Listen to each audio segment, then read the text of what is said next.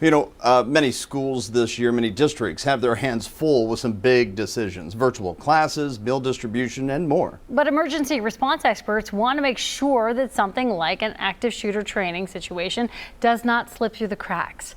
WCPO 9 News reporter Josh Bazan explains how Ohio is trying to make it easier to do that kind of training at home.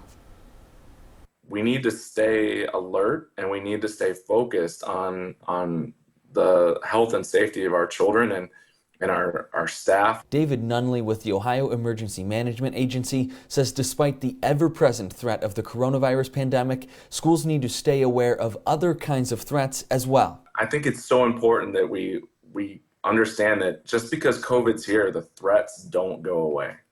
And that's the bottom line. That's why Nunley and his team put out 2 new K-12 tabletop exercise toolkits for this school year. The material covers hazardous materials and active aggressors. The toolkits are designed to bring together administrators, teachers, and staff with the different emergency responders in the area. He says it's up to schools to decide who is old enough for the training, but says they can definitely include older students if they want. If you wanted to bring in students to this, I think it would be a great opportunity, especially for some of those students that are looking at going into a first responder, type field. These training kits were not designed specifically for virtual learning, but Ohio EMA and the Ohio School Safety Center are showing districts just how easily this translates into a remote learning model. Pre-COVID, we never would have dreamed we would be doing all this stuff virtually, but obviously we don't have a choice, so we're making the best of it. And the things that are in those toolkits are very easy to just pull up on a screen and walk through. The sessions walk through potential scenarios and help schools create a step-by-step plan